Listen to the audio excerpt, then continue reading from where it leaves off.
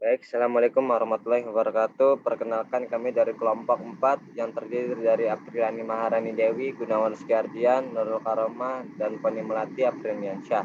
Di sini kelompok 4 akan menjelaskan yaitu analisis aktivitas antar perusahaan. Baik, untuk selanjutnya yang akan dibacakan oleh Nurul Karomah. Waktu dan tempat dipersilakan.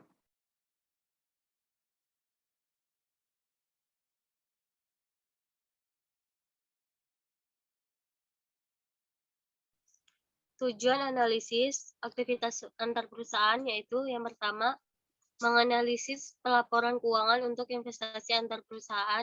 Yang kedua, menganalisis pengungkapan laporan keuangan untuk efek investasi. Yang ketiga, menginterpretasikan laporan keuangan konsolidasian. Yang keempat, menganalisis implikasi dari metode akuntansi pembelian untuk kombinasi bisnis.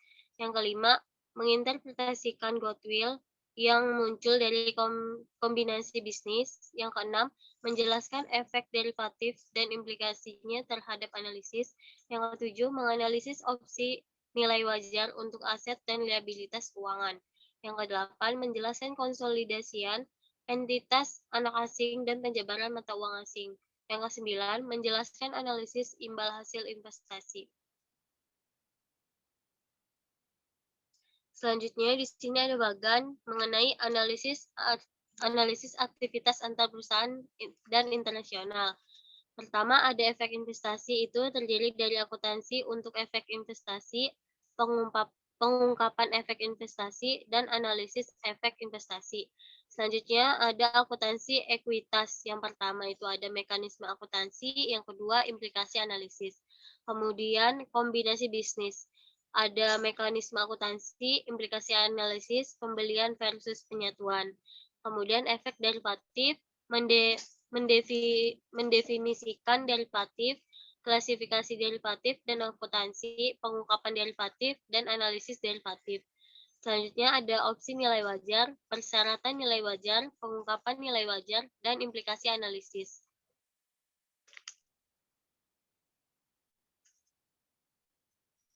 Selanjutnya ada efek investasi. Perusahaan menginvestasikan aset ke dalam efek investasi atau investment securities atau disebut juga dengan efek yang dapat diperdagangkan. Efek investasi dapat berupa utang maupun ekuitas. Efek utang merupakan efek yang merepresentasikan hubungan kreditor dengan entitas lain, misalnya obligasi perusahaan, obligasi pemerintah, surat utang, dan efek pemerintah daerah. Efek ekuitas merupakan efek mencerminkan kepentingan kepemilikan pada entitas lain, misalnya adalah saham biasa dan saham preferen yang tidak dapat ditebus. Selanjutnya di sini saya akan menjelaskan mengenai klasifikasi efek investasi. Pertama itu ada efek investasi itu terbagi menjadi dua, yaitu efek utang dan efek ekuitas. Efek utang itu terdiri dari dimiliki hingga jatuh tempo, diperdagangkan, dan tersedia untuk dijual. Kemudian di efek ekuitas itu terdiri dari tidak memiliki pengaruh atau pemilikan di bawah 20%, itu terbagi menjadi dua, yaitu diperdagangkan dan tersedia untuk dijual. Kemudian yang kedua ada pengaruh signifikan itu pemilik antara 20% dan 50%. Yang terakhir ada kepentingan pengendalian itu kepemilikan di atas 50%.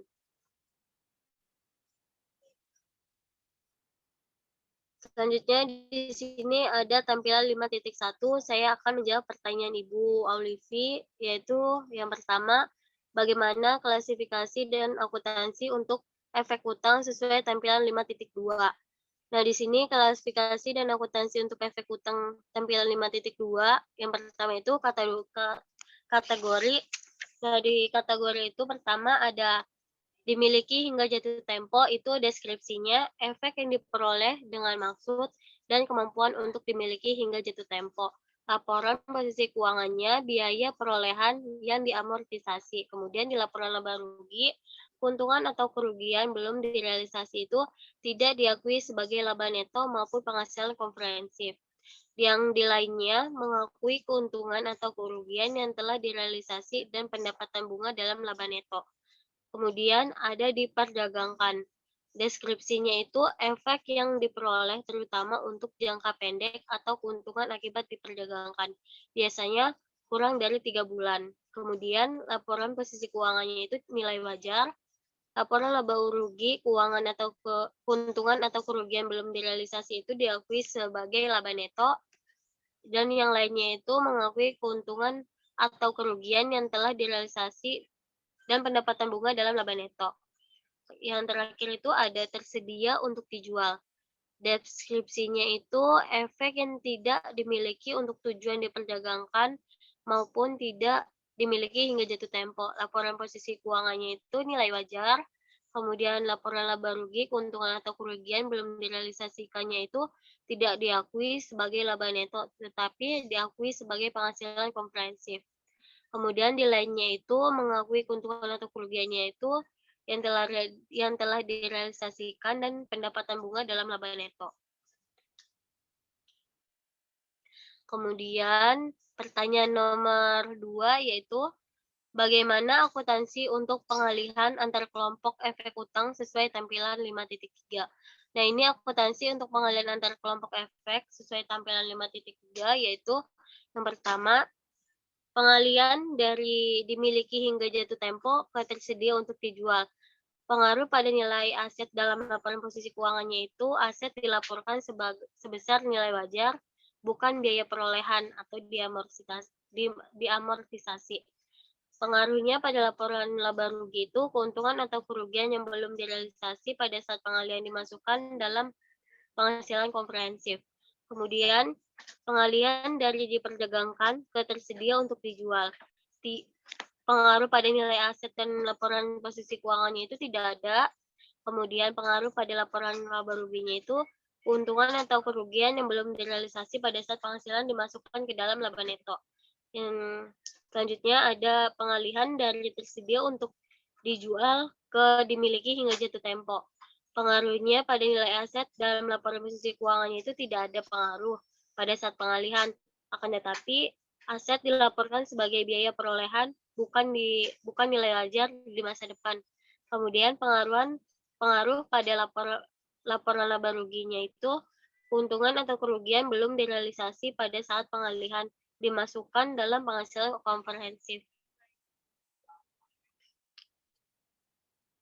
Di sini ada tampilan 5.4, klasifikasi dari akuntansi untuk efek ekuitas. Nah, di sini akibat kepemilikan tujuan itu tersedia untuk dijualnya itu kurang dari 20%, investasi jangka panjang atau menengah, nilai wajar. Kemudian diperdagangkannya itu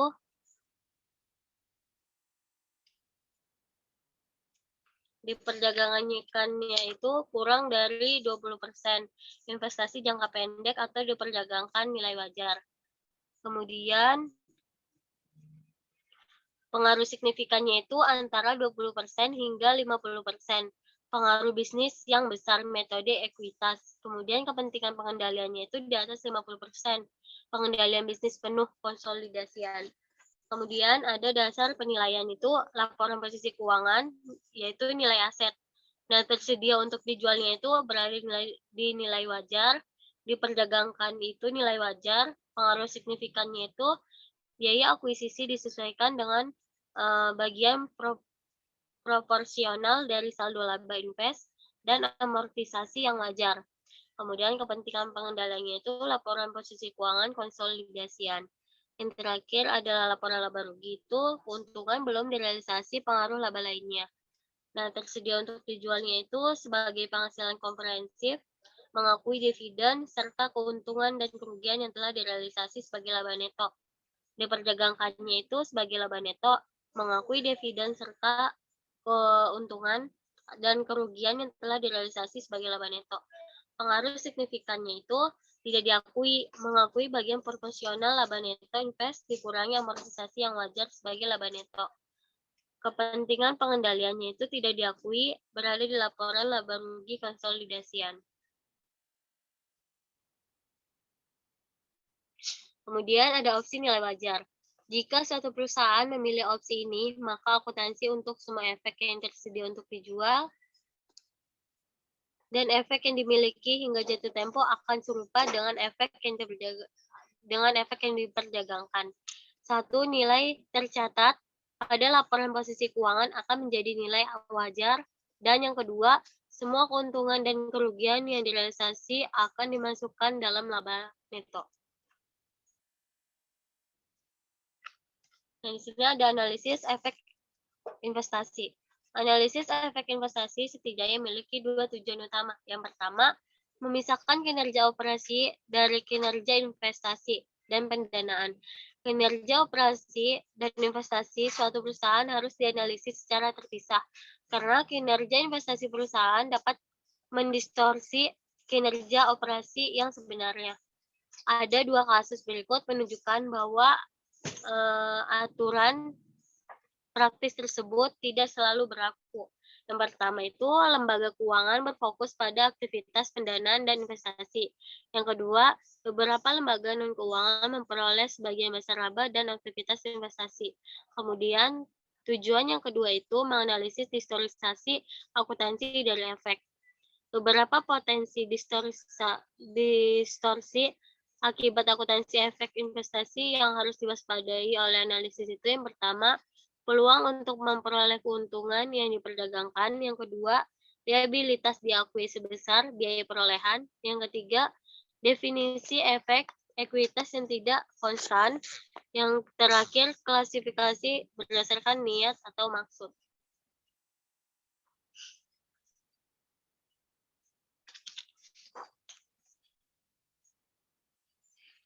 Akuntansi metode ekuitas diperlukan untuk menginvestasi antar perusahaan ketika perusahaan investor dapat menggunakan pengaruh signifikan terhadap yang dimana investasi metode ekuitas dilaporkan pada laporan posisi keuangan berdasarkan biaya perolehan yang telah disesuaikan, bukan nilai pasar yang digunakan untuk investasi yang mempresentasikan 20% sampai 50%. Kepemilikan atas saham dengan hak suara atau efek ekuitas perusahaan dengan kriteria apakah perusahaan investor dapat menggunakan pengaruh signifikan terhadap perusahaan tanpa memandang presentasi saham yang dimiliki. Kemudian, perusahaan memerlukan konsolidasi yang melibatkan penggantian akun investasi metode ekuitas dengan laporan posisi keuangan. Perusahaan yang investasinya berkaitan, akibatnya metode ekuitas kadang-kadang tersebut sebagai konsolidasi satu baris yang dimana perbedaan terletak pada tingkat perincian yang dilaporkan dalam laporan keuangan. Karena proses konsolidasian tidak mempengaruhi total ekuitas pemegang saham maupun laba neto perusahaan.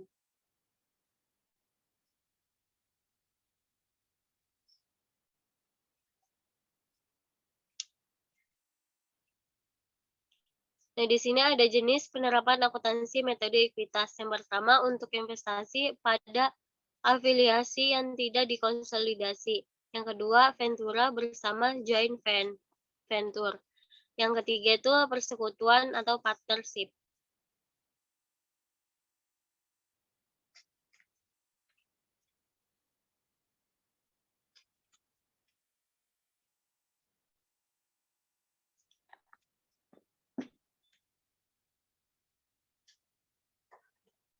Dan selanjutnya, mekanisme metode ekuitas. Asumsikan bahwa Global Crop membeli secara tunai 20% kepemilikan sinergi sebesar $500 secara tunai, yang merepresentasikan seperempat ekuitas pemegang saham sinergi pada tanggal akuisisi. Oleh karena itu, investasi tersebut diperoleh sebesar nilai buku. Berikut ringkasan laporan posisi keuangan sinergi pada tanggal diakuisisi. Aset lancar sebesar $700, kemudian aset tetap sebesar $5.600. Aset lancar dan aset tetap itu dijumlah hasilnya itu hasil total asetnya itu sebesar $6.300. Kemudian liabilitas jangka pendek itu sebesar $300, utang jangka panjang $4 juta, ekuitas pemegang saham itu sebesar 2 juta dolar jumlah semua. Jadi total liabilitas dan ekuitasnya itu sebesar 6.300.000 dolar.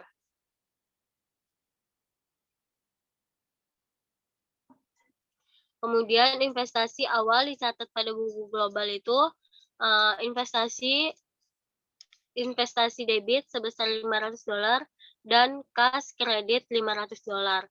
Global melaporkan akun investasi itu sebagai aset tidak lancar pada laporan posisi keuangannya. Investasi sebesar 500 dolar ini merupakan 25% kepemilikan pada perusahaan invest dengan total aset 6.300.000 dan liabilitas 4.300.000. Setelah tanggal akuisisi, Sinergi melaporkan laba netonya sebesar 100 dolar dan membayarkan dividen 20.000 dolar.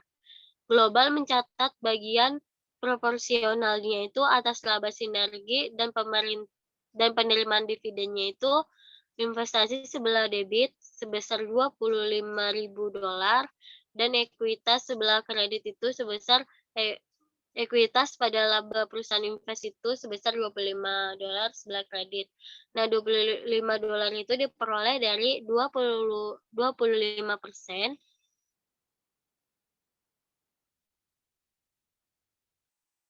25.000 dolar itu diperoleh dari 25% dikali 100 dolar. Diperolehlah sebesar 25 dolar. Kemudian untuk mencatat bagian proporsional laba perusahaan investnya itu, kas sebelah debit itu 5.000 dan investasi itu sebesar 5.000 dolar. Nah, 5.000 dolar ini diperoleh dari investnya itu kan 25.000 dolar. Kemudian dikurangi nilai dividennya itu kan, membayar dividen itu kan 20.000 dolar. Jadi 25 dolar dikurangi 20 dolar sama dengan 5 dolar. 5.000 dolar.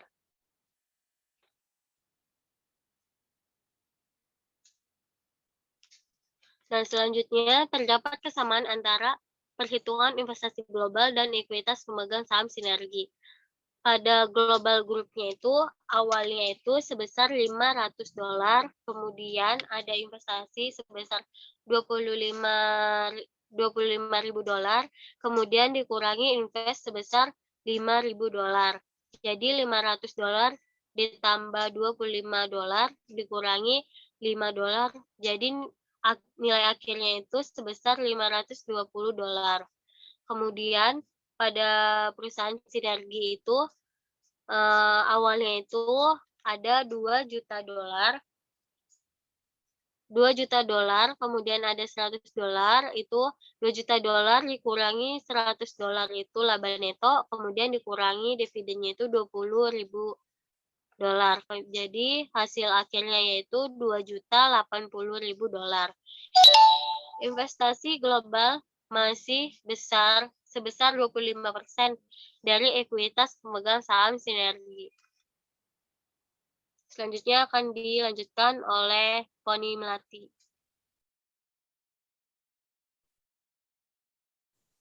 Selanjutnya, di sini ada beberapa hal penting terkait akuntansi metode ekuitas. Yang pertama, akuntansi investasi dilaporkan pada jumlah yang sama dengan bagian proporsional ekuitas pemegang saham dari perusahaan investi. Yang kedua, pendapatan investasi harus dipisahkan dari laba operasi inti dalam analisis laba perusahaan investor jika investasi itu sifatnya tidak dianggap strategis.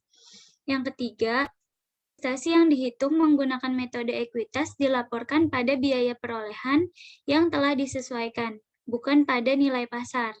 Yang keempat, investor harus menghentikan akuntansi metode ekuitas ketika investasi tersebut dikurangi menjadi nol dan seharusnya tidak memberikan kerugian tambahan, kecuali jika investor harus menjamin kewajiban investi atau berkomitmen untuk memberikan dukungan keuangan lebih lanjut pada investi.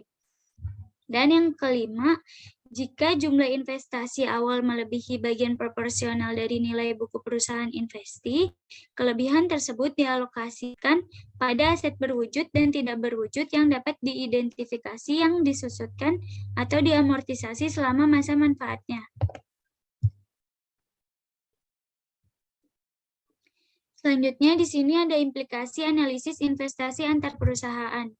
Yang pertama ini ada pengakuan laba perusahaan investi, yang dimana mengasumsikan bahwa setiap dolar yang dihasilkan oleh perusahaan investi sama dengan $1 yang dihasilkan untuk investor, bahkan yang tidak diterima secara tunai, meskipun mengabaikan liabilitas pajak potensial entitas induk dari penerimaan laba oleh afiliasi ekuivalensi dolar terhadap dolar dari laba tidak dapat diterima alasannya itu meliputi otoritas regulator terkadang mencampuri kebijakan dividen entitas anak. Kemudian, entitas anak dapat beroperasi di negara yang memiliki batasan terkait penerimaan laba atau memiliki nilai mata uang yang dapat menurun dengan cepat.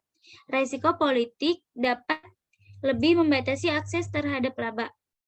Kemudian, pembatasan dividen dalam perjanjian utang dapat membatasi aksesibilitas laba. Dan yang terakhir, kehadiran hak minoritas yang stabil atau kuat dapat mengurangi diskresi entitas induk dalam menetapkan kebijakan dividen atau kebijakan lainnya.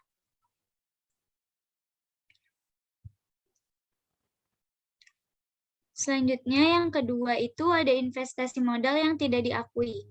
Akun investasi atau konsolidasi online merupakan persentase kepemilikan investor atas ekuitas pemegang saham perusahaan investi. Di balik investasi ini, ada jumlah yang cukup besar dari aset dan liabilitas yang mendasari perusahaan investi yang tidak tercermin pada laporan posisi keuangan investor. Kemudian, yang ketiga, provisi pajak atas laba entitas anak yang tidak dibagikan.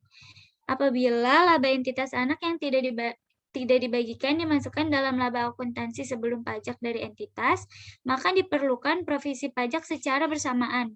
Provisi ini bergantung pada tidak dibagikan akan dialihkan ke entitas induk, sehingga provisi pajak dibuat oleh entitas induk pada periode berjalan. Namun, asumsi tersebut tidak dapat berlaku jika terdapat bukti persuasif bahwa entitas anak telah atau akan menginvestasikan laba yang belum dibagikan secara permanen atau akan menarik laba melalui likuidasi bebas pajak.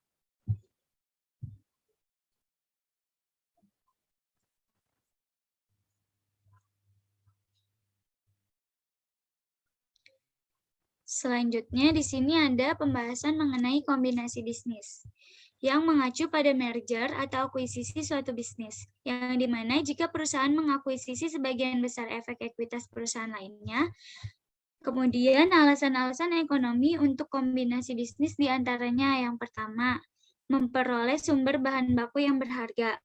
Yang kedua, menjamin sumber daya keuangan atau akses terhadap sumber daya keuangan. Yang ketiga, memperkuat manajemen.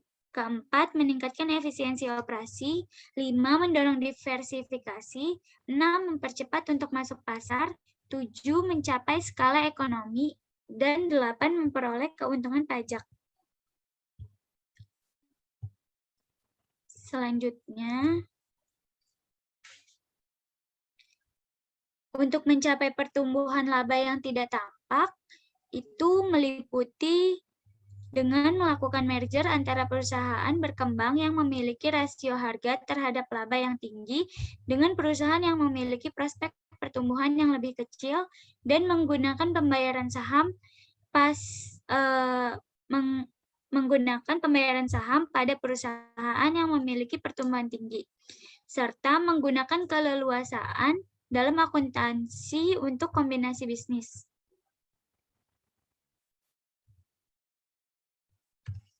Selanjutnya ada akuntansi kombinasi bisnis, yang dimana tujuan utama dari metode ini adalah mengakui harga yang dibayarkan untuk akuisisi pada laporan posisi keuangan. yang dicapai melalui dua langkah, yaitu yang pertama, semua aset dan liabilitas dari perusahaan yang diperoleh diakui sebesar nilai wajarnya saat tanggal akuisisi. Kemudian langkah kedua, itu perbedaan antara harga akuisisi dan nilai wajar aset neto perusahaan yang diakuisisi harus diakui sebagai goodwill yang dilakukan pengujian tahunannya untuk mengetahui ada tidaknya penurunan nilai. Jika nilai tercatat, goodwill melebihi nilai wajarnya.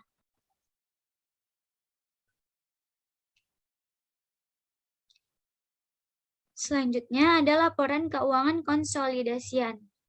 Entitas induk tidak memiliki aset entitas anak dan biasanya tidak bertanggung jawab terhadap utang entitas anak, meskipun entitas induk sering menjaminnya. Laporan keuangan konsolidasian mengabaikan identitas hukum terpisah antara entitas induk dengan entitas anak yang memandang substansi ekonomi, yang berarti laporan keuangan konsolidasian mencerminkan suatu entitas bisnis yang dikendalikan oleh suatu perusahaan tunggal entitas induk.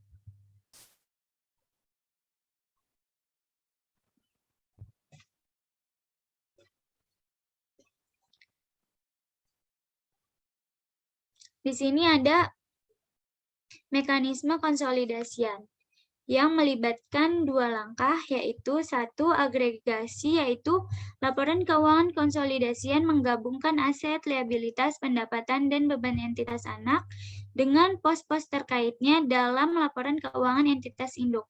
Yang kedua, eliminasi, yaitu mengeliminasi transaksi antar perusahaan untuk menghindari perhitungan ganda atau pengakuan laba secara prematur. Di sini kita akan membahas mengenai proses konsolidasi. Perhatikan kasus berikut ini. Pada tanggal 31 Desember tahun pertama, Sinergi Crop membeli 100% saham Microm Company dengan menukarkan 100.000 lembar saham biasa atau dengan nilai pari $5 dan nilai pasar sebesar $77 dengan keseluruhan saham biasa Micron yang akan tetap beroperasi sebagai entitas anak yang dimiliki sepenuhnya oleh Sinergi.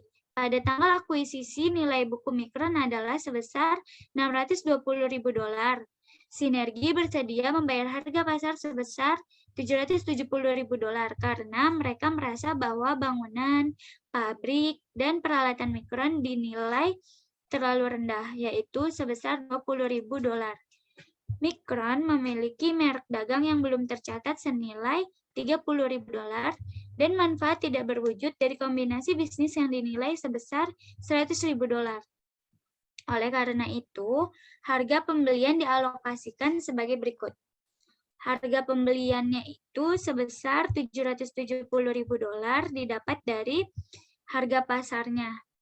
Kemudian, nilai buku Micron itu sebesar $620.000 didapat dari nilai buku dari tanggal akuisisi Micron, perusahaan Micron. Maka akan mendapat kelebihannya itu sebesar $150.000 yang didapat dari selisih antara harga pembelian dan juga nilai buku. Nah, di sini ada kelebihan yang dialokasikan ke aset tetap yang dinilai berlaku rendah itu senilai $20.000 dengan masa manfaat 10 tahun, maka penyusutan atau amortisasi tahunannya itu sebesar $2.000 didapat dari $20.000 dibagi 10 tahun.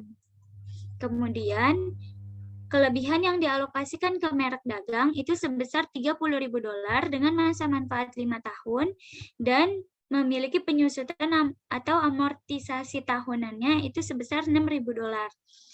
Serta yang terakhir itu ada goodwill. Kelebihan yang dialokasikan ke goodwill itu sebesar $100.000 dengan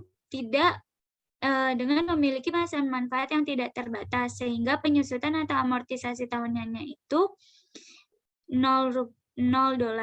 Nah, di sini ada hasil dari keseluruhan kelebihan yang dialokasikan itu sebesar $150.000 dengan total penyusutan keseluruhannya yaitu $8.000.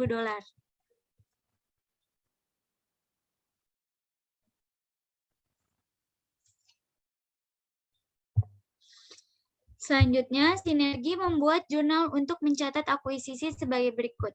Investasi pada Mikron itu sebesar $770.000, kemudian didebit, kemudian saham biasa dikredit sebesar 50.000 atau sebesar nilai pari didapat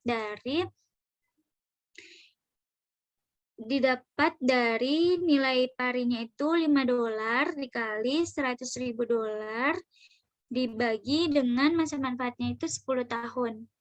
Kemudian dan tambahan modal disetor dikredit sebesar $720.000. Nah, selama tahun kedua ini, Mikron memperoleh laba sebesar $150.000 dan tidak membagikan dividennya. Nah, investasi tersebut dihitung menggunakan metode ekuitas, memiliki saldo pada buku Sinergi per 31 Desember pada tahun kedua sebagai berikut. Saldo awal tahun yaitu sebesar $770.000, pendapatan investasinya sebesar $150.000, dividennya tidak ada atau $0, kemudian amortisasi selisihnya itu sebesar $8.000 yang didapat dari amortisasi atau penyusutan tahunan, dan mendapatkan saldo akhir atau per 31 Desember pada tahun kedua sebesar $912.000.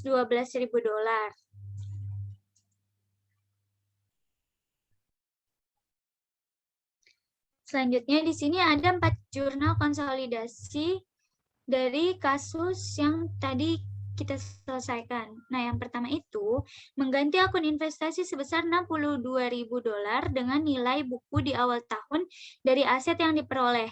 Jika kurang dari 100% atas entitas anak yang dimiliki, nilai kredit akun investasi sama dengan persentase nilai buku yang dimiliki, dan kredit lainnya merupakan akun liabilitas, hak minoritas. Yang kedua, menggantikan nilai akun investasi sebesar $150.000 dengan penyesuaian nilai wajar yang diperlukan untuk sepenuhnya mencatat aset Mikron pada nilai pasar wajar. Yang ketiga, mengeliminasi pendapatan investasi yang dicatat di Sinergi dan menggantikan akun tersebut dengan laporan lagi Mikron. Yang keempat, mencatat penyusutan dari penyesuaian nilai wajar untuk aset tetap Mikron dan amortisasi merek dagang. Selanjutnya, di sini ada jawaban dari pertanyaan Bu Aulivi. Pertanyaan ketiga yaitu, jelaskan proses konsolidasi untuk Sinergi Corps dan entitas anak sesuai tabel neraca konsolidasi. Oke, di sini kita sudah memiliki laporan neraca saldo dan juga laporan keuangan konsolidasian dari Sinergi Corp dan entitas anak untuk tahun yang berakhir pada 31 Desember tahun kedua yang dibuat dengan metode akuntansi pembelian. Nah, di sini kita telah mendapati dua perusahaan yaitu Sinergi dan juga Mikron.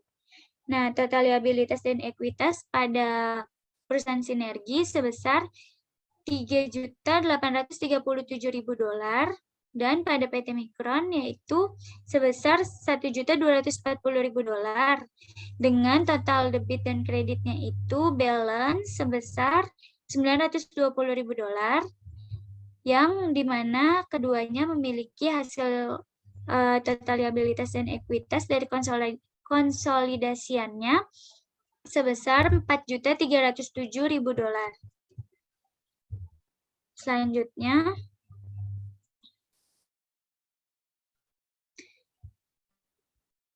hal penting yang perlu dipahami mengenai proses konsolidasi yang terdiri dari 3. Yang pertama, laporan posisi keuangan konsolidasian memasukkan nilai buku dari Sinergi dan nilai pasar wajar Mikron pada tanggal akuisisi, dikurangi penyusutan atau amortisasi kelebihan nilai pasar Mikron atas nilai bukunya. Kemudian yang kedua, laporan laba rugi konsolidasian mencakup laporan laba rugi dari Sinergi dan Mikron.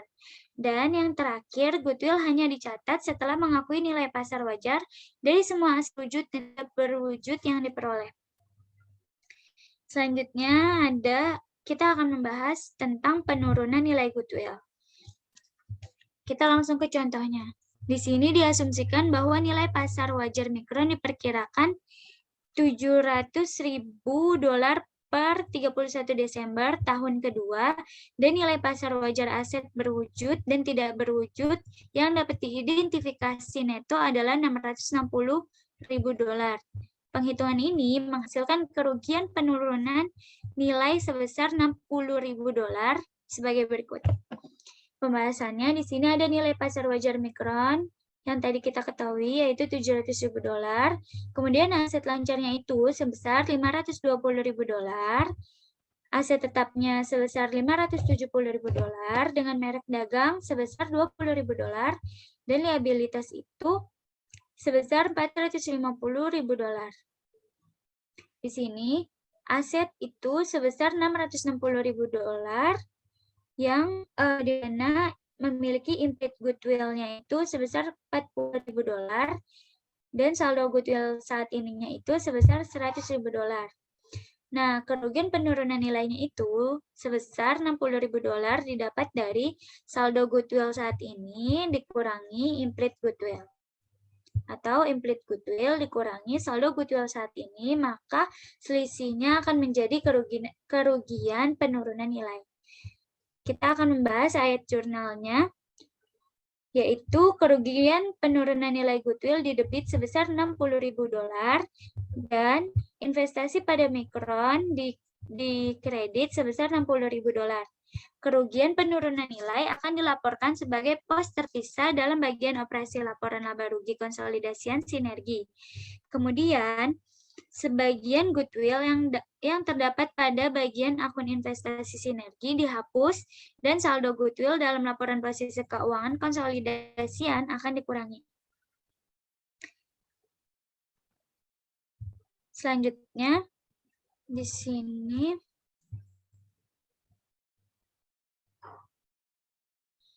sini ada permasalahan dalam kombinasi bisnis.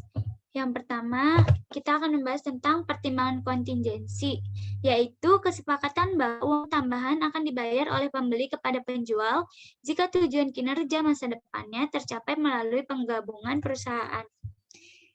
Kemudian selanjutnya itu di sini ada alokasi total biaya. Pada FAS 141 mensyaratkan perusahaan untuk menentukan dan menilai kategori aset tak berwujud juga spesifik. Kategori tersebut itu mencakup sebagai berikut. Yang pertama, merek dagang dan aset terkait pemasaran lainnya. Yang kedua, perjanjian tidak bersaing. Ketiga, daftar pelanggan kontrak dan aset terkait pelanggan lainnya. Yang keempat, aset tak berwujud terkait karya seni seperti karya seni sastra atau musik dan materi video dan audiovisual termasuk program televisi dan video musik. Yang kelima, aset tak berwujud terkait hubungan kontraktual seperti lisensi, reality iklan, dan kontrak manajemen perjanjian sewa atau waralaba, hak penyiaran, kontrak kerja, dan sebagainya. Dan yang terakhir, ada paten perangkat lunak komputer, database rahasia atau peraturan perdagangan, dan aset tak berwujud terkait teknologi lainnya. Presentasi saya kemudian akan dilanjutkan oleh Gunawan.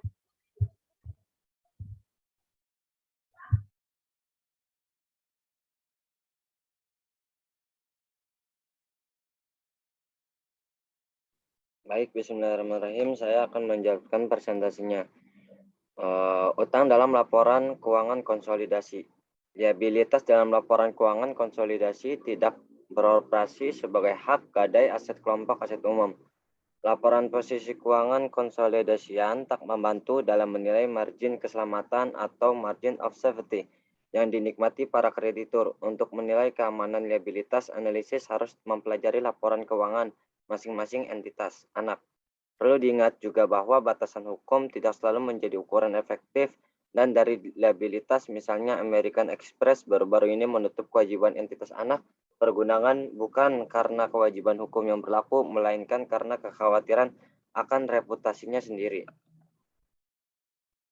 Next.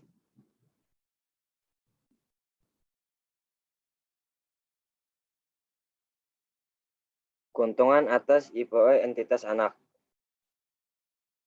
Bentar Pon, sebentar.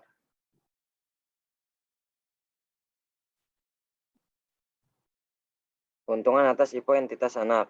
Alasan perlakuan keuntungan ini dapat dilihat dari contoh berikut. Asumsikan bahwa kepemilikan saham sinergi atas Mikron adalah 100% dengan nilai buku ekuitas pemegang saham sebesar 1 juta dan mencatat investasi Mikron sebesar 1 juta Mikron. Menjual saham yang sebelumnya tidak diterbitkan sebagai $500 memiliki 80% saham entitas anak dengan nilai buku sebesar $1.500. Untuk suatu investasi yang setara dengan $1.200.000, nilai akun investasinya naik sebesar $200.000. FASB secara resmi mendukung perlakuan keuntungan ini sebagai kenaikan tambahan modal sektor, namun dalam staf accounting bulletin memperoleh perusahaan untuk mencatat kreditnya sebagai tambahan modal di sektor. Ada laba pengaruh yang sama juga terjadi pada ekuitas pemegang saham sinergi, namun pada alternatif ke-1, ekuitas pemegang saham naik sebesar kenaikan tambahan modal di store. Pada alternatif kedua, ekuitas pemegang saham meningkat melalui penutupan laba neto ke saldo laba dan keuntungan dicatat pada laporan laba rugi. Next.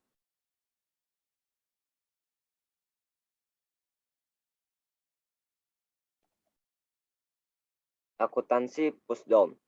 Akuntansi pembelian masyarakat, aset dan liabilitas perusahaan yang diakuisisi dimasukkan ke dalam laporan keuangan konsolidasian pembeli sebesar nilai pasarnya. Permasyarakat kontroversial adalah bagaimana perusahaan yang akan diakuisisi melaporkan aset dan liabilitas dalam laporan keuangan tersendiri. Atau jika perusahaan tersebut bertahan sebagai entitas terpisah dan perdagangan secara publik, SEC mensyaratkan transaksi pembelian yang menyebabkan entitas yang secara substansial dimiliki sepenuhnya namun tidak memaksakan akuntansi pushdown.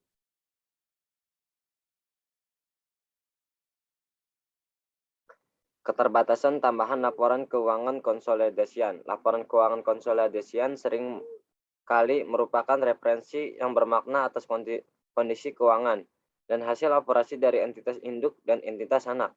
Namun terdapat keterbatasan selain yang telah dibahas sebelumnya. Pertama, laporan keuangan masing-masing perusahaan yang membentuk entitas yang lebih besar tidak selalu dibuat atau dasar yang sebanding. 2. Laporan keuangan konsolidasian tidak mengungkapkan batasan penggunaan kas untuk masing-masing. 3. Perusahaan dalam kondisi keuangan yang buruk kadang-kadang bergabung dengan perusahaan yang secara finansial kuat sehingga mengaburkan analisis karena aset salah satu perusahaan yang konsolidasi tidak dapat dengan mudah digunakan untuk membayar liabilitas pada pihak lain. 4. Tingkat transaksi antar perusahaan tidak dapat diketahui kecuali prosedur yang mendasari proses konsolidasi. Dilaporkan konsolidasi umumnya hanya mengungkapkan hasil akhir. Yang kelima, akuntansi untuk konsolidasi entitas anak, keuangan, dan asuransi dapat menimbulkan beberapa masalah analisis. Konsekuensi akuntansi untuk goodwill. Analisis goodwill terus semakin menantang. Miliaran dolar goodwill terdapat pada laporan posisi keuangan perusahaan. Pada perusahaan tertentu, nilai tersebut merupakan bagian substansial dari aset neto, bahkan melebihi total ekuitas. Pembayaran untuk kekuatan laba superior terjamin, namun para analisis harus mekanisme peraturan akuntansi yang memberikan sedikit pertimbangan pada nilai yang diterima sebagai imbal hasil. Lalu proses yang menunjukkan penempatan miliaran dolar dalam goodwill pada laporan keuangan ditunjukkan pada contoh kasus perang pengandalian antar RGR Nabisco.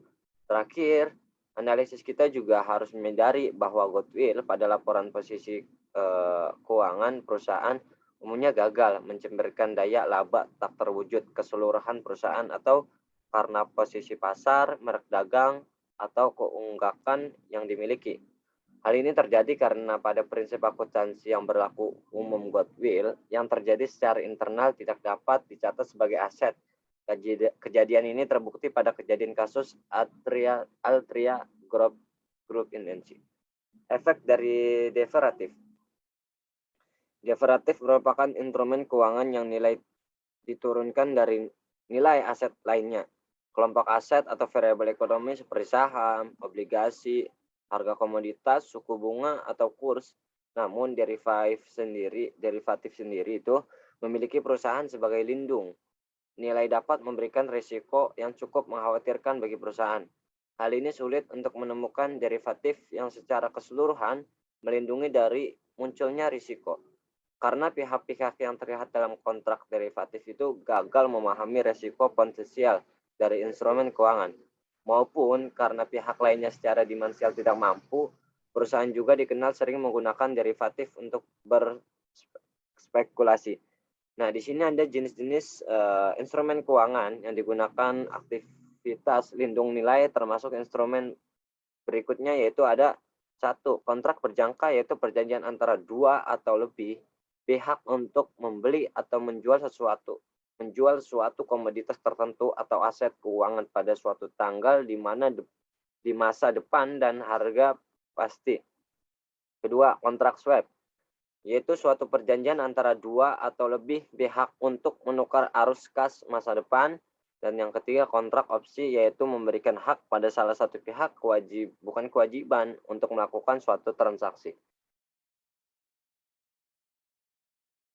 Nah, di sini ada tampilan 5.6.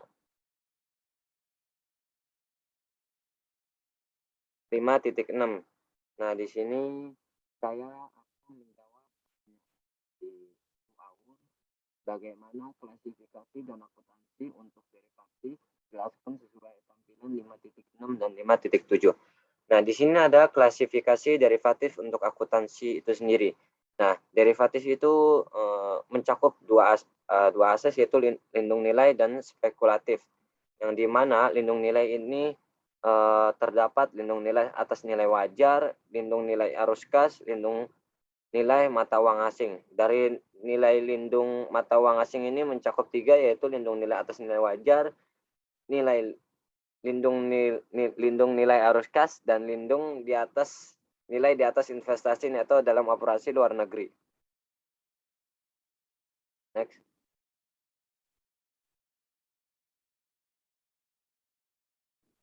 Nah, di sini sebelumnya masih ya. Nah, tampilan 57 ini jawaban tadi. Akuntansi untuk derivatif. Derivatif ada laporan posisi keuangan dan laporan laba rugi. Spekulatifnya derivatif dicatat sebagai nilai wajar, sedangkan laporan laba rugi keuntungan dan kerugian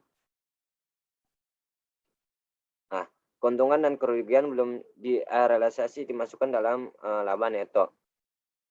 Derivatif yaitu lindung nilai atas nilai wajar, sedangkan laporan posisi keuangan baik derivatif maupun aset atau liabilitas yang dilindungi nilai dicatat sebesar nilai wajar. Untuk laporan laba rugi sendiri, keuntungan dan kerugian belum direalisasi atau derivatif serta aset atau liabilitas yang dilindungi nilai dimasukkan dalam laba neto. Lalu untuk derivatif sendiri ada lindung nilai arus kas, sedangkan di laporan posisi keuangan derivatif dicatat sebagai nilai wajar atau dikompensasi oleh akuntansi penghasilan komprehensif. Untuk di laporan laba rugi, keuntungan dan kerugian belum direalisasi atas proses efektif dari derivatif dicatat dalam penghasilan komprehensif lain sampai tanggal penyelesaian. Kemudian dialihkan ke laba neto, keuntungan dan kerugian belum direalisasi atas porsi tidak efektif dari derivatif dimasukkan ke dalam laba neto. Dan selanjutnya, next.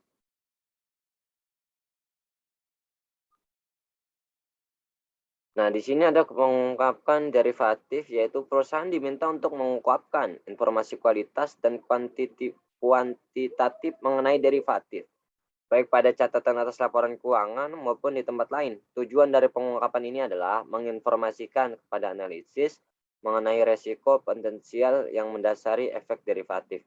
Pengungkapan kualitatif itu pengungkapan umumnya memberikan garis besar mengenai jenis aktivitas lindung nilai yang dilakukan perusahaan serta metode akuntansi yang digunakan. Pengungkapan kuantitatif, Campbell Soap juga menyediakan informasi kuantitatif mengenai aktivitas lindung nilai suku bunga dan mata uang asingnya. Ekspor risiko suku bunga, aktivitas lindung nilai Campbell Soap terkait dengan suku bunga menggunakan perjanjian swap untuk mempertahankan hubungan yang diinginkan antara utang suku bunga tetap dan mengambang, yaitu ada ekspor value asing, Belsop melaporkan bahwa perusahaan memiliki risiko value asing terkait transaksi dalam mata uang selain dolar US, investasi pada entitas anak, serta utang entitas anak yang didominasi dalam mata uang asing, yang memanfaatkan swap antar mata uang dan forward exchange contract untuk melindungi nilai risiko pada aset dan liabilitas yang didominasi dalam mata uang asing. Nilai ini menunjukkan bahwa ia memiliki kontrak swap antar mata uang yang beredar sebesar $1.004.000.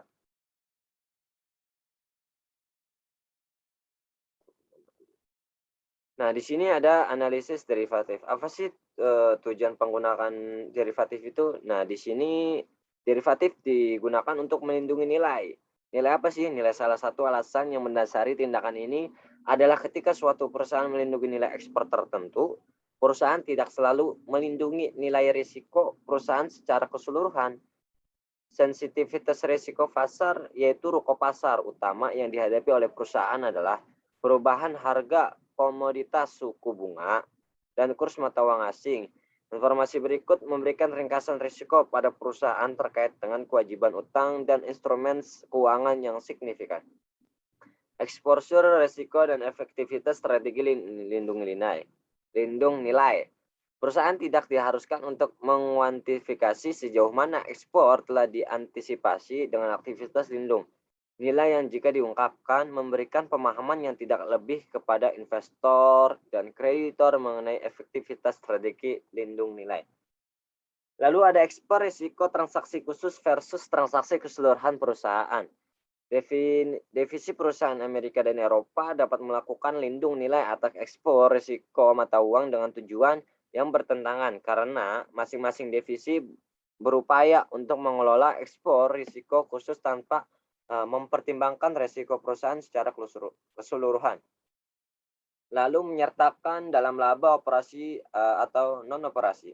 Ketika jangkauan derivatif adalah instrumen lindung nilai, maka keuntungan dan kerugian belum direalisasi dan yang telah direalisasi seharusnya tidak dimasukkan ke dalam laba operasi.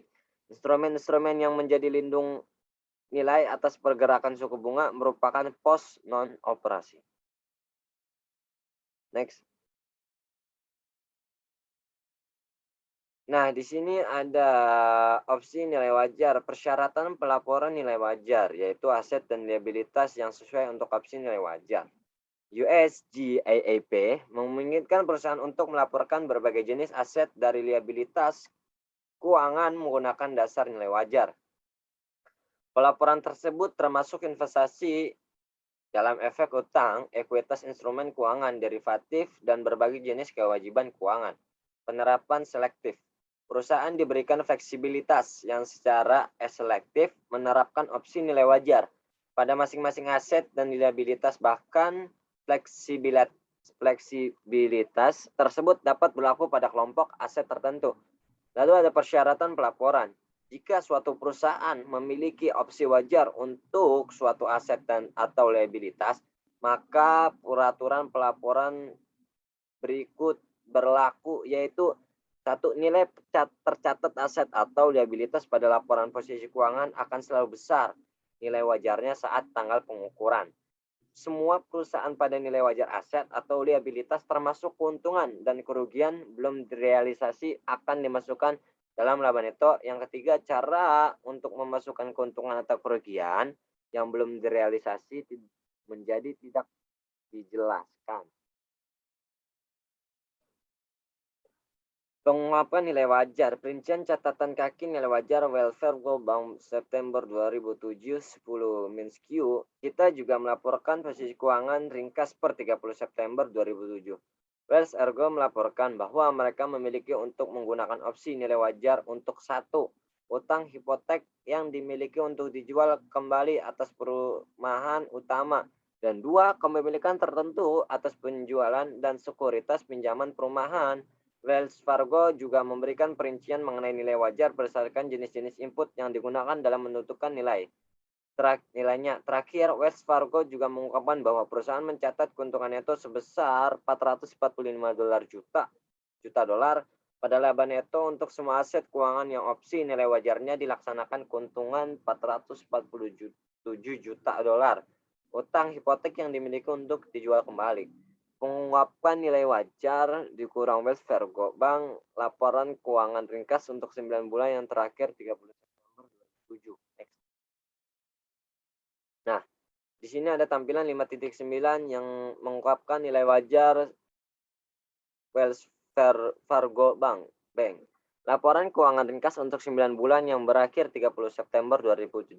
Di sini ada laporan posisi keuangan dan di kanan saya ada laporan laba rugi.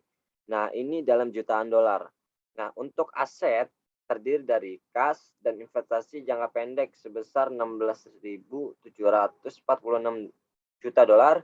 Lalu ada aset yang diperdagangkan sebesar 7.298,7 juta dolar dan efek yang tersedia untuk dijual yaitu 57.440 juta dolar. Nah, di laporan laba rugi sendiri pendapatan bunga itu 25.935 juta dolar. Beban bunga 10.449 dalam jutaan dolar, lalu provisi atas kerugian kredit yaitu 2.327 jutaan dolar. Nah, ini kita kurangi yaitu hasil dari pendapatan bunga neto setelah provisi yaitu 13.159 juta dolar. Nah, di sini kita bisa lihat ada laporan posisi keuangan dan laporan pada rugi. Nah, untuk hipotek yang dimiliki untuk dijual yaitu yang tadi, hasil yang tadi sebesar nilai wajarnya yaitu 29.690 dolar. Dan untuk ekuitas liabilitas dan ekuitas pemegang saham dengan jumlah 548,727 juta dolar. Nah, untuk yang laporan laba rugi untuk penghasilan komprehensifnya yaitu 6.795 juta dolar. Nah, di sini ada pengungkapan nilai wajar Wells Fargo. Tabel berikut menyajikan saldo dan aset liabilitas yang diukur sebesar nilai wajar dengan dasar peluang. Nah, ini next aja.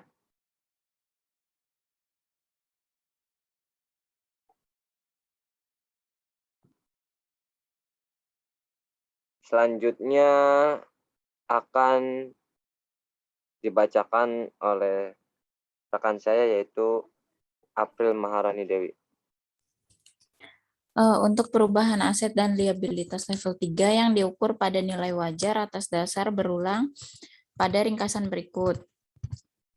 Aset yang dihitung berdasarkan SVAS 159 awalnya dinilai pada nilai wajar. Keuntungan dan kerugian dari pengukuran awal serta perubahan selanjutnya pada nilai wajar diakui dalam laba.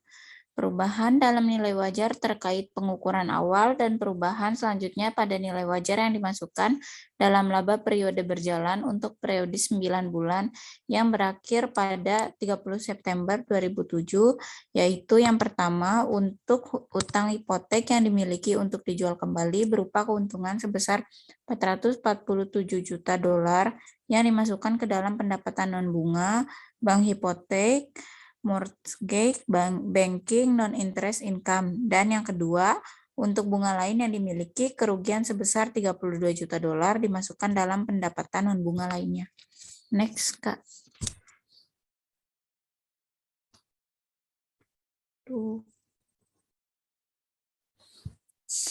Next. Implikasi analisis. Sebentar. Lampiran 5A aktivitas internasional, konsolidasi entitas anak asing.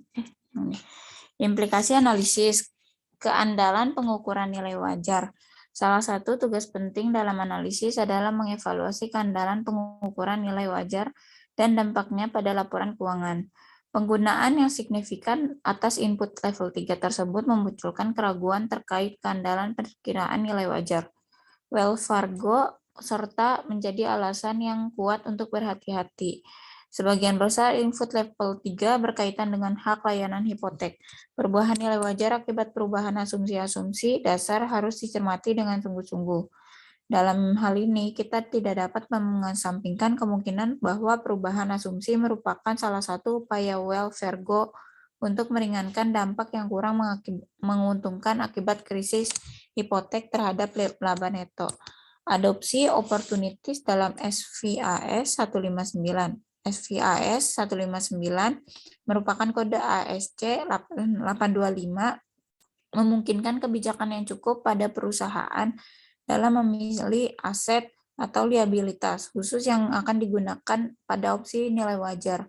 Analisis perlu memverifikasi apakah pilihan nilai wajar itu memiliki peluang untuk mempercantik laporan keuangan. Selain itu, keuntungan sebesar $1.341 juta dimasukkan dalam laba neto karena adanya perubahan pada nilai wajar hak layanan hipotek yang timbul akibat perubahan asumsi yang untuknya Wells Fargo memilih untuk melakukan kontrak opsi nilai wajar sesuai dengan SVAS 156.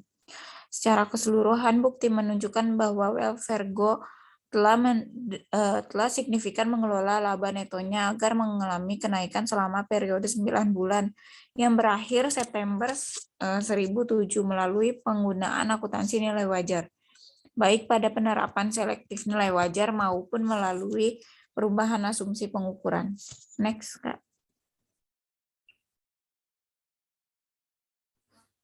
Untuk pertanyaan pada nomor 6, jelaskan mengenai penyesuaian penjabaran. Untuk penjabaran lampiran 5A aktivitas internasional, konsolidasi entitas anak asing. Standar akuntansi saat ini menjelaskan dua pendekatan penjabaran, yaitu yang pertama metode kurs kini yang digunakan jika entitas anak relatif independen menggunakan metode penjabaran penyesuaian penjabaran yang dilaporkan pada penghasilan komprehensif lain sehingga tidak mempengaruhi laba neto. Yang kedua, metode temporal yang digunakan jika entitas anak sangat terintegrasi dengan entitas induk yang dimana berada pada kondisi ekonomi dengan tingkat inflasi kumulatif selama 3 tahun melebihi 100%. Penjabaran laporan keuangan melibatkan 4 kurs atau nilai tukar. Yang pertama historis, yaitu kurs yang berlaku pada saat transaksi awalnya terjadi. Kini kurs yang berlaku pada saat akhir periode, spesifik kurs yang berlaku pada saat terjadi transaksi tertentu. Rata-rata terimbang, kurs rata-rata yang berlaku selama periode akuntansi. Next, Kak. Berikut adalah kurs yang digunakan untuk penjabaran metode kurs kini dan metode temporal. Pada akun kas dan efek, kursnya metode kini dan metode temporalnya kini juga. Persediaan metode kini dan historis, aset tetap dan aset tak berwujud kini dan historis, liabilitas jangka pendek dan jangka panjang, metode kursnya kini dan metode temporalnya kini juga. Modal saham, metode kursnya historis, saldo laba, turunan, dan dividen spesifik. Pendapatan, beban, metode kursnya rata-rata. Beban pokok penjualan, penyusutan amortisasi. Untuk metode kurs kininya rata-rata dan metode temporalnya historis. Next, Kak.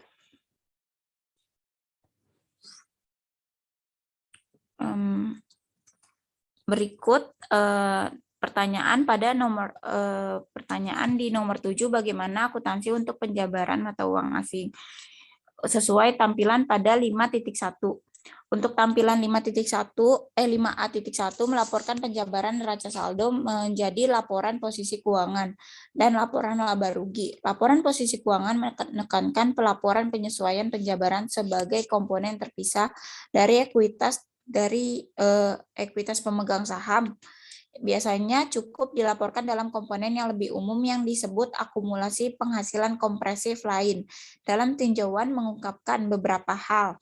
Yang pertama, perusahaan mengkonversi semua pos laporan laba rugi menggunakan kurs rata-rata selama tahun berjalan. Yang kedua, semua aset dan liabilitas dijabarkan pada kurs kini pertanggal laporan posisi keuangan. Jika semua aset dan liabilitas entitas asing diukur pada masa uang fungsional dan dijabarkan pada kurs, adalah efek pada aset neto entitas. Yang ketiga, perhatikan setelah laba neto dijabarkan selama tahun ke-6 sebesar 195.000 dolar ditambahkan ke saldo laba pada laporan posisi keuangan. Penyesuaian 85.000 dolar harus dimasukkan ke saldo laporan posisi keuangan. Mata uang asing kumulatif sebesar 30.000 dolar. Saldo akhirnya sama dengan 115.000 dolar kredit. Angka ini saldo pada tahun ke-7. Next, Kak. Berikut tampilan 5.1 pada beriko laporan posisi keuangan dan laporan laba rugi yang dijabarkan untuk tahun yang berakhir 31 Desember tahun ke-6. Next, Kak.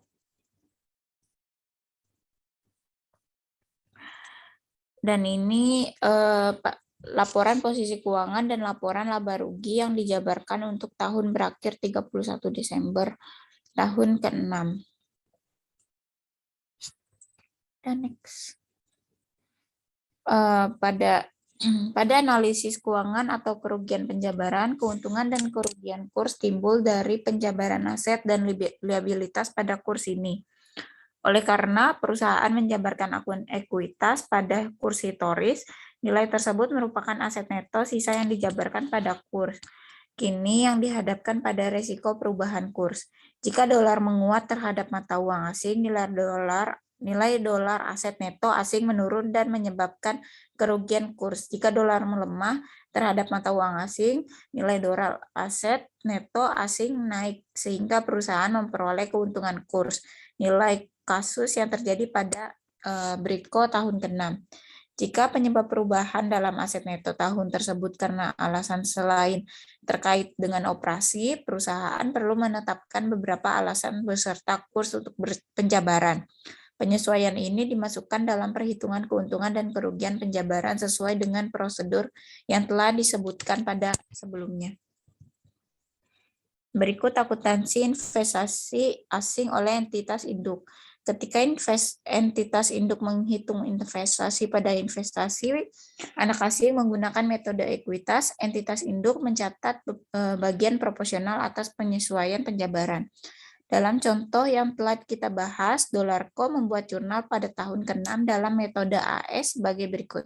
Investasi pada beriko pada ekuitas laba entitas anak 195.000 untuk mencatat ekuitas pada laba beriko. Investasi pada beriko terhadap penyesuaian penjabaran 85.000.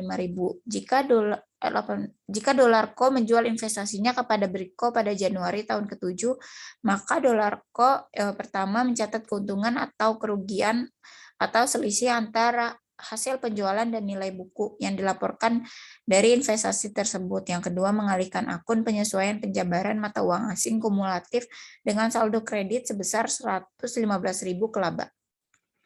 Next. Udah. Implikasi analisis penjabaran mata uang asing. Perusahaan pada umumnya tidak menyukai keuntungan dan kerugian penjabaran yang berkaitan dengan berbagai macam lingkungan ekonomi, seperti pada metode temporal.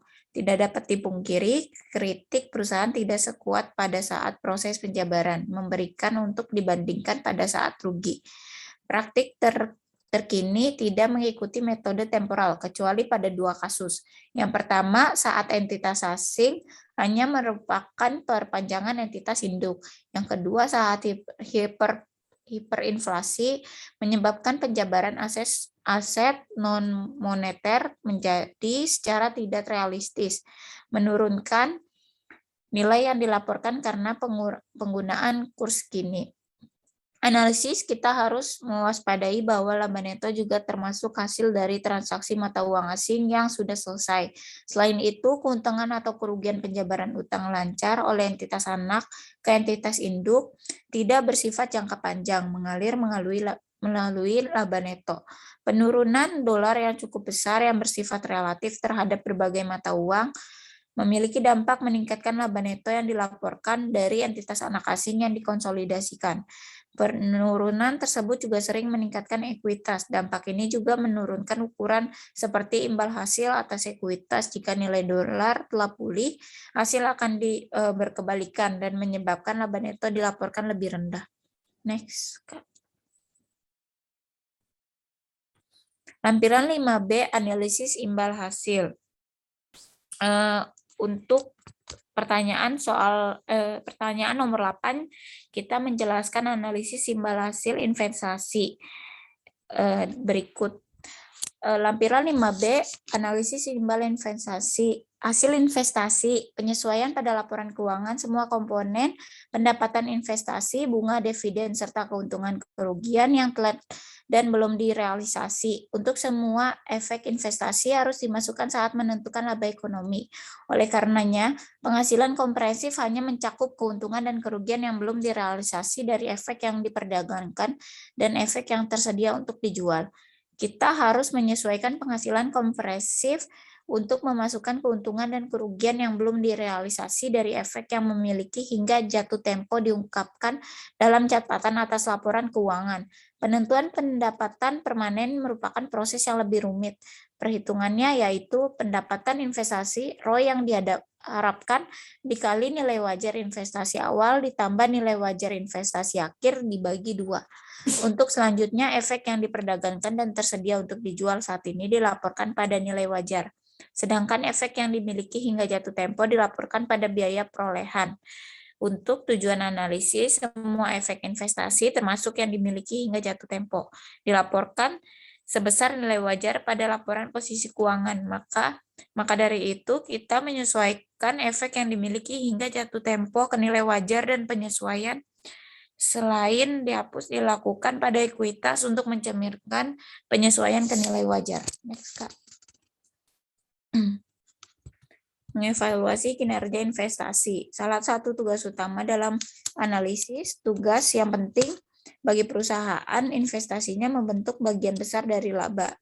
Misalnya, kinerja investasi merupakan salah satu faktor paling penting kesuksesan bank, perusahaan asuransi, dan lembaga keuangan lainnya. Kinerja efek investasi menggunakan matriks imbal hasil atau ROI yang secara bebas didefinisikan sebagai pendapatan investasi. ROI yang direalisasi sama dengan pendapatan investasi dibagi nilai wajar awal investasi ditambah nilai wajar akhir dibagi 2. Perlu diingat bahwa ROI untuk efek investasi didasarkan pada nilai wajar, baik untuk menentukan pendapatan investasi maupun untuk mengukur dasar investasi rata-rata. Hal ini bahwa evaluasi kinerja investasi tidak terbatas pada analisis jumlah yang dapat direalisasi. Next. Berikut tampilan 5B untuk pengevaluasi kinerja investasi pada Coca-Cola. Next, Kak. Terima kasih atas terima kasih. Udah ya. Mungkin begitu saja presentasi dari kelompok 4. Ada kurangnya mohon maaf karena yang baik itu datangnya dari Allah, yang salah itu datangnya dari kita. Allahumma ila aqwamit thoriq. Assalamualaikum warahmatullahi wabarakatuh. Waalaikumsalam warahmatullahi wabarakatuh. Warahmatullahi wabarakatuh.